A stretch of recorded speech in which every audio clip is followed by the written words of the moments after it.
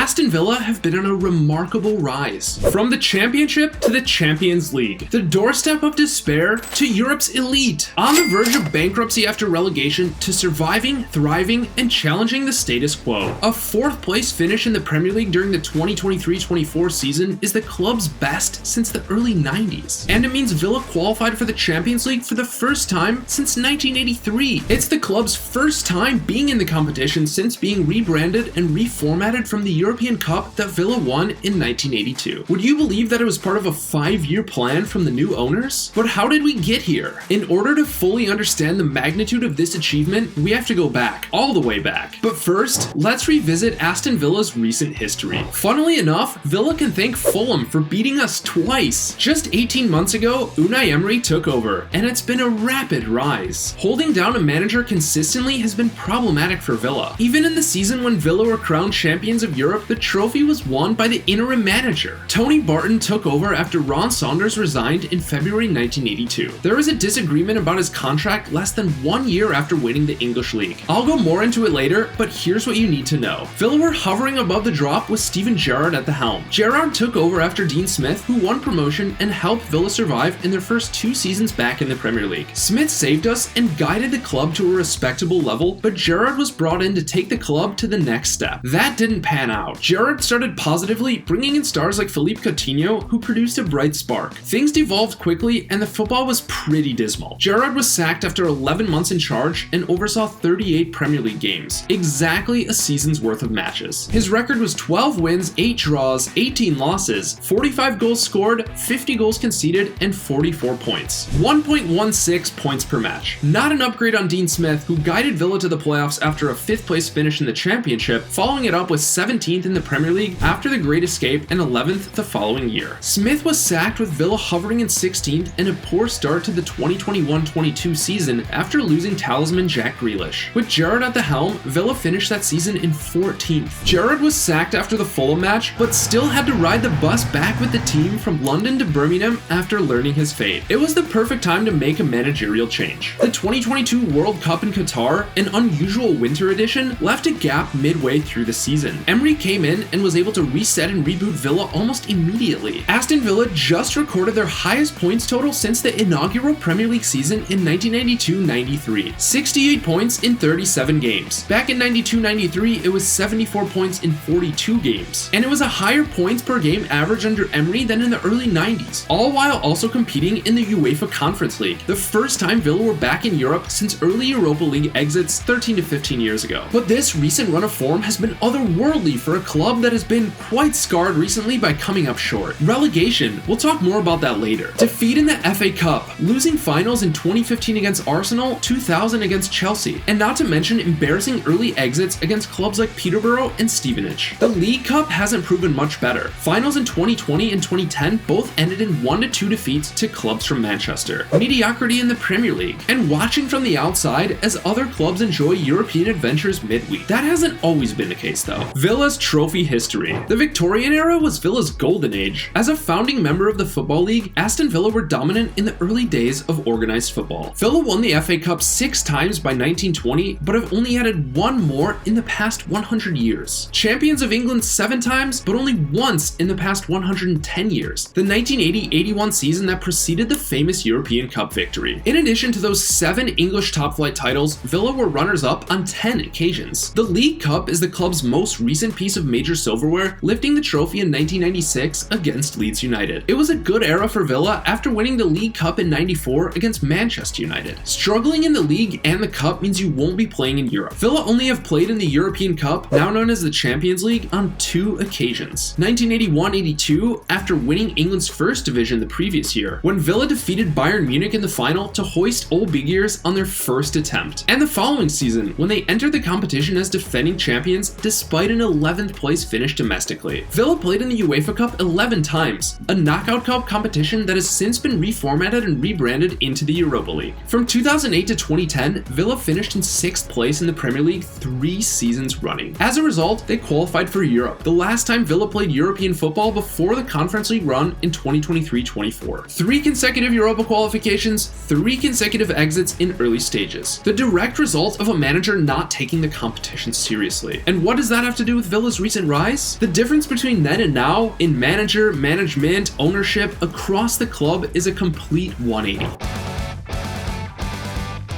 Success in football often comes down to being in the right place at the right time. Why are Real Madrid so prolific when it comes to winning the Champions League? Well, they won the first 5 finals and haven't looked back since. I talked about how Aston Villa helped found the Football League and went on to early glory. At the dawn of the Premier League, the 1992-93 season, after breaking away from the old English Football League, it was Manchester United who seized power and stayed on top for 2 decades. In that inaugural Premier League season, Norwich City led for the first 26 match days. Villa never led, but were just 2 points behind United with 5 matches to go. Anyway, United pulled away and the rest is history. Those 74 points were the most Villa has tallied in a Premier League season. But as I said, the 2023-24 season had a better points per game average. The rest of the 90s featured Villa mostly in the middle of the pack, finishing as high as 4th, but as low as 18th in the 22-team Premier League of the time. About an average of 7th from 92-93 to 99-2000,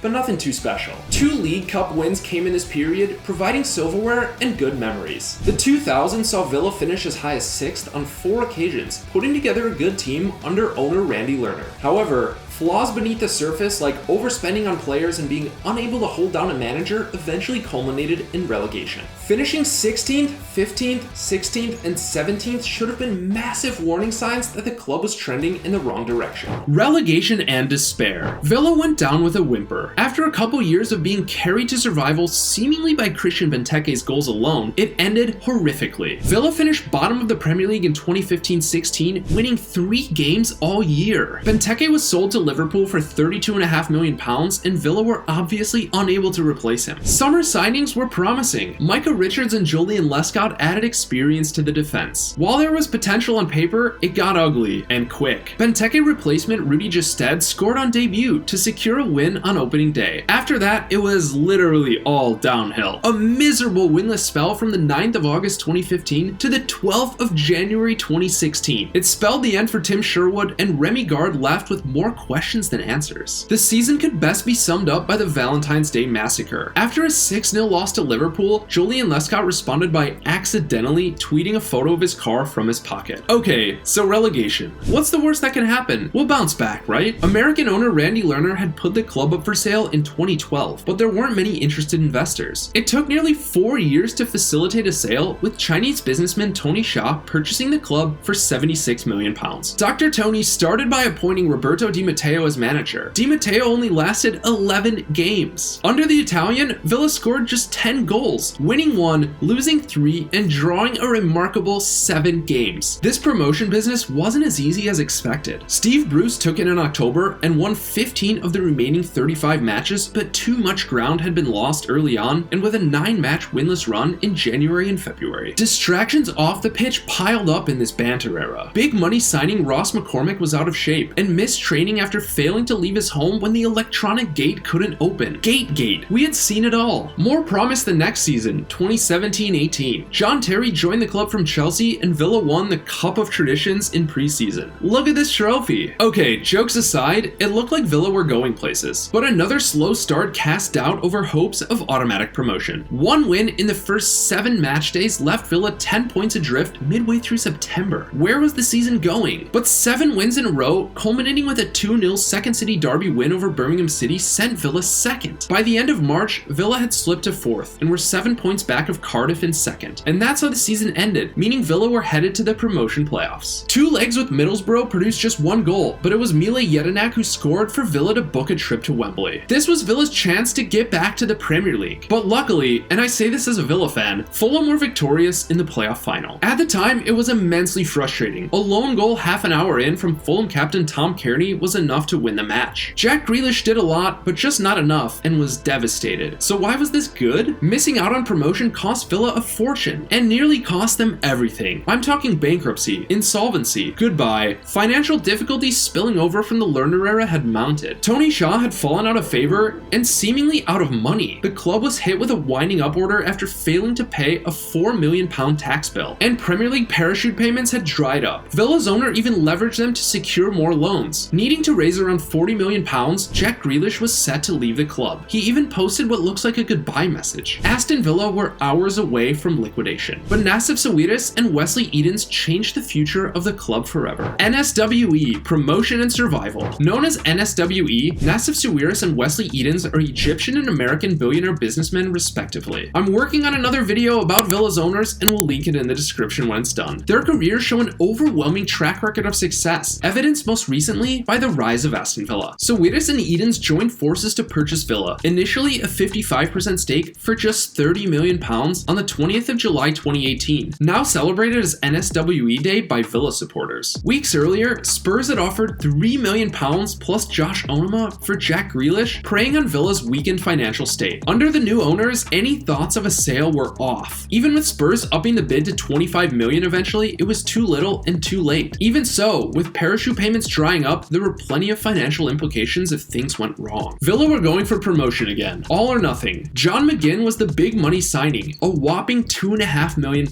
Tammy Abraham and Anwar El Ghazi joined on loan. 2 wins started the season off right, but was followed by just 2 wins in the next 2 months. Fans had reached their wits' end with Steve Bruce. The final straw was a 3-3 draw with Preston North End, the 6th draw in 11 matches. An angry fan somehow brought a cabbage into the stadium and hurled it at Villa boss Steve Bruce during the match. Glenn Whelan missed a 96-minute penalty that would have been the winner. Afterward, Bruce was dismissed. Brentford manager Dean Smith takes over at Villa. A lifelong Villa supporter is now in charge, brightening the mood. Smith's tenure starts positively, before a bumpy patch where Villa won just 3 times in 3 months during the winter. This period coincided with Jack Grealish missing 12 games due to a shin injury. Over-reliance on Grealish became a theme for Smith and Villa. By this point, he was running the show and was more than just a nuisance who got players booked. He could score and assist regularly. When Grealish returned, time was ticking on his Villa career and the club's promotion hopes. 6 places and 11 points away from the playoffs, 20 points away from automatic promotion with 12 matches to play. Now or never. Aston Villa caught fire. 10 consecutive wins, starting with a 4-0 thrashing of Derby County, with all 4 goals coming in the first half. Grealish volleys home the exclamation point in first half stoppage time. A feisty second city derby when a Blues fan invades the pitch and punches Grealish, who goes on to score the game's only goal. From there on, everyone is contributing. McGinn, El Ghazi, Hourihane, Adoma, even Tyrone Mings, who bolstered the club by joining on deadline day in January on loan. Villa reached the playoffs and faced West Brom, another West Midlands rival, in the first round. 2-2 across 2 legs, and a shootout will settle the semi-final. Jed Steer steps up in the shootout, and Tammy Abraham sends Villa to Wembley for the 2nd season running. Another playoff final. Is it Villa's destiny to win promotion? Of course it is. McGinn and El Ghazi deliver on the big day. Aston Villa are promoted. Back in the Premier League, the real challenge begins. Even with billionaire money, Villa had a lot of catch-up to play in order to level the playing field with Premier League clubs. By the end of the season, we had witnessed a miracle. Big money was spent in the summer. Now, it was time to begin the battle for Premier League survival. It's always tough for a newly promoted side to remain in the top flight. Spurs away on the first day of the season. A trial by fire. McGinn scored an early goal to give Villa the lead. Everyone was in disbelief. Could Villa not only avoid relegation, but push up the table? Then came the reality check. Ndombele with a screamer on his debut and a quick-fire brace from Harry Kane. The hopes of a dream return had ended. Matchday 2 saw Bournemouth score a penalty in the 2nd minute. It was 3-0 after 22 minutes at Villa Park. Douglas Luiz curled in a beauty, but it was only a consolation. A 3-0 home win against Everton the following week instilled a bit of belief in this squad, but the next week proved it would be a long season. After being wrongfully denied a goal, or at least a penalty in defeat at Crystal Palace, Villa slipped into the relegation zone. It was only the 31st of August, but it's where the club would spend half of the 38 match days during the season. Smith's side lost 3 or more consecutive Premier League games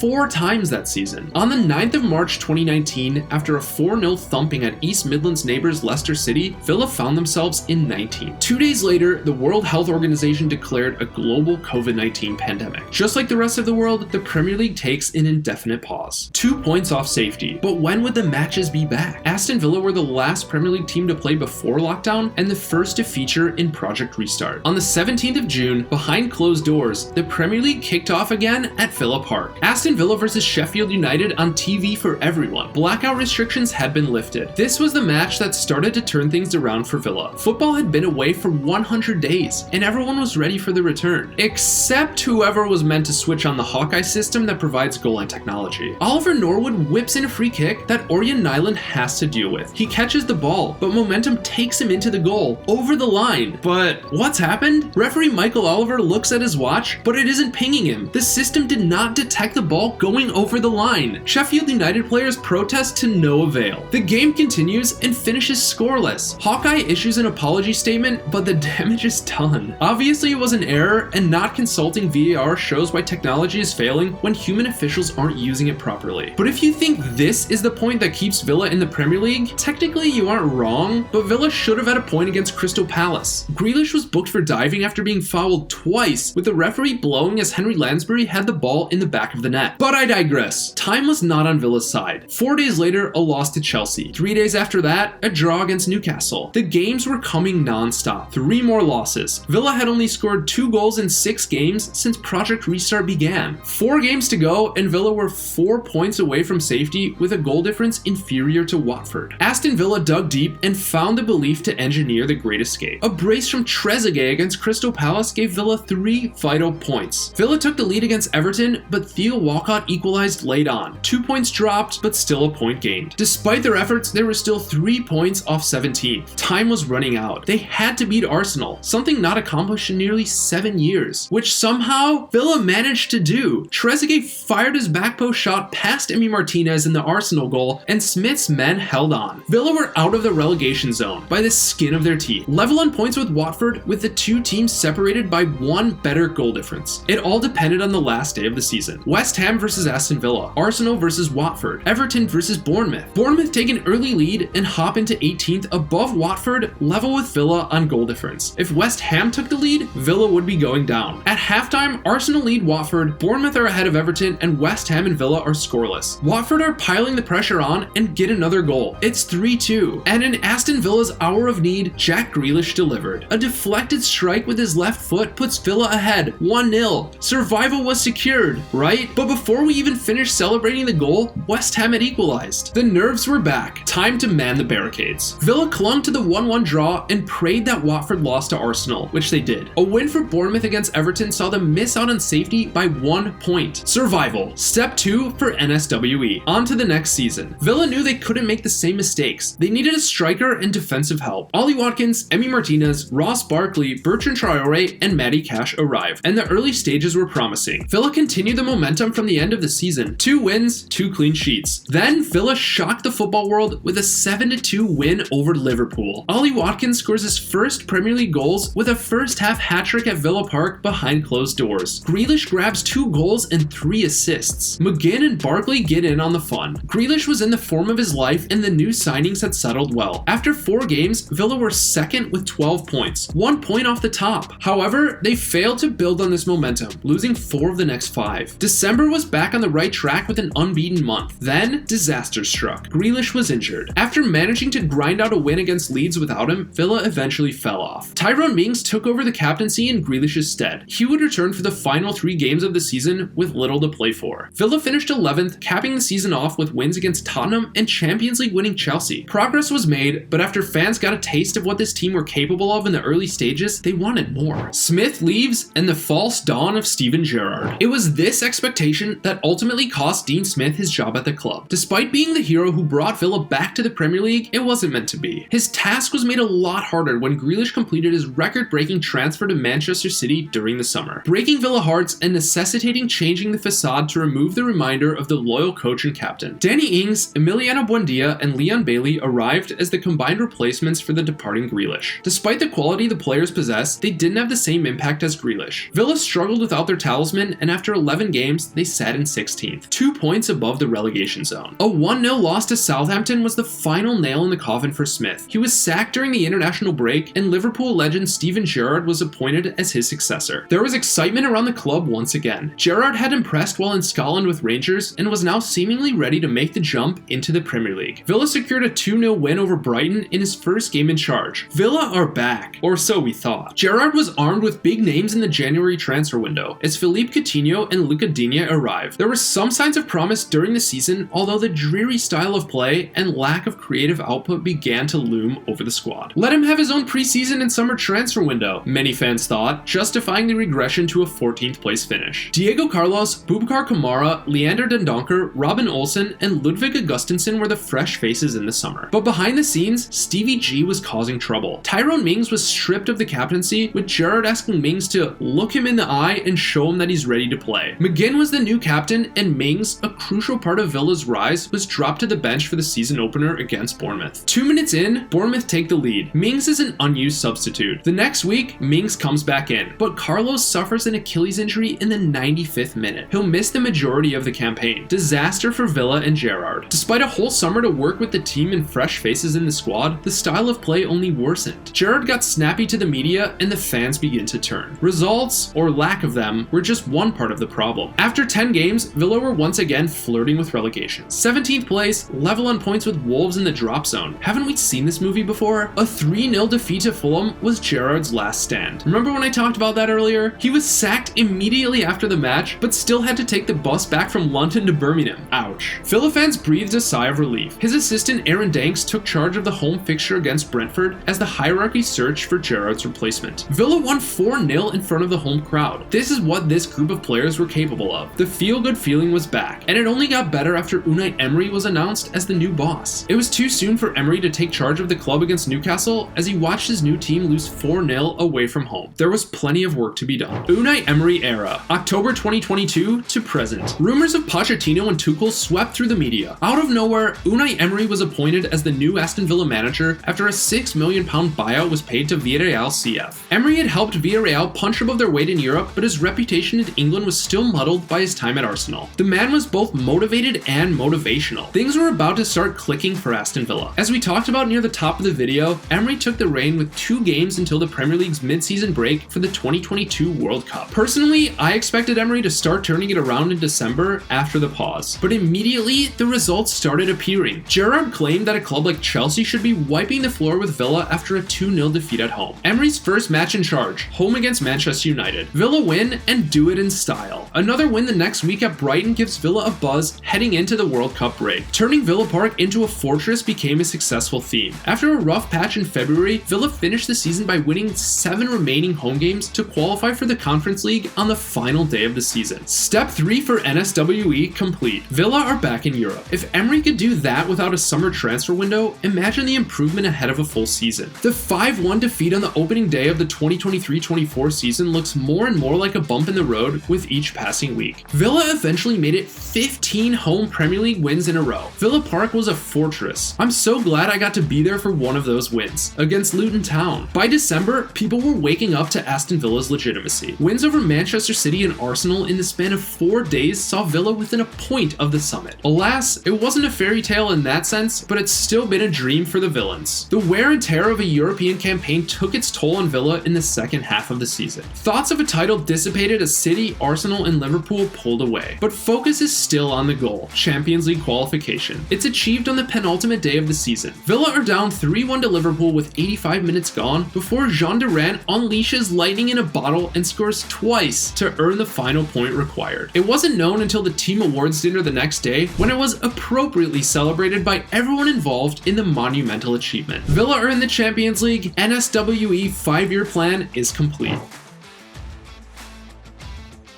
Top to bottom, back to top, here we are again. Aston Villa are playing Europe's elite this fall. A Champions League campaign awaits. Just a few seasons ago, this seemed impossible. I'm still pinching myself in moments like this. And when that Champions League anthem is ringing around Villa Park,